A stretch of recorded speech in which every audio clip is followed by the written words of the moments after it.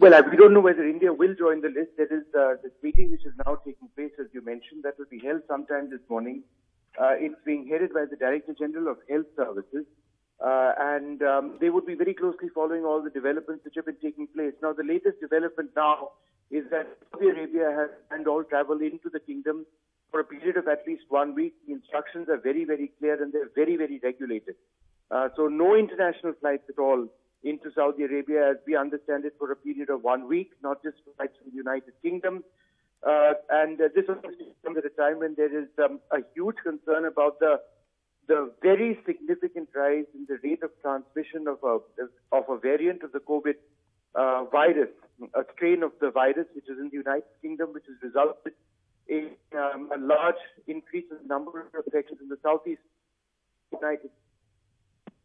Possibility that with a 70% transmission rate, which is what is being reported, this particular strain can result in the so-called R factor, or the rate of infection, going up by 0.4, and that is significant. There is no evidence so far to suggest that the new strain which has been detected is necessarily more dangerous than the previous one, but yes, it does spread much, much more. So that is the big cause of concern. But perhaps the biggest question, what is this strain which has got 20 new characteristics over the gene or the sequence, in its sequencing over the original COVID virus, the one that most commonly has been there? The big concern over here is what happens to the vaccines which are now available.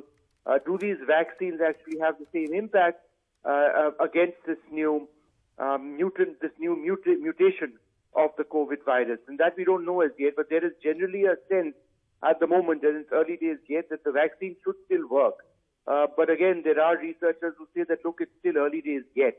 So this is a big concern, obviously, if India is to block flights from the United Kingdom, and I think the possibility of that, it could be quite strong given the international bans which are already in place by many countries, would be huge for our country. There are so many students, for example, who would be wanting to come back.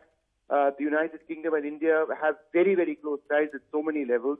Remember, Boris Johnson, the British Prime Minister, is supposed to be Republic Day guest. He'd be arriving over here with an entourage. But that, I think, besides any prime ministerial visit, it's the back and forth of families which are a huge concern. And therefore, any effort to, or any move to block that would directly impact any number of families. Now, remember, there is an air bubble which exists between India and the United Kingdom. India has set up air bubbles with a select group of countries. It's a very large list, but there are a couple of airlines which operate regular flights to the United Kingdom. Air India, Vistara has started its service, British Airways as well. Slightly unclear about the status of connecting flights. Presumably, if there are any connecting flights which are allowed into India from the United Kingdom, those would be impacted as well. So today could be a very big day for two reasons. Firstly, the new mutation of the COVID-19 virus, and secondly, the impact on international air travel and whether that would impact India.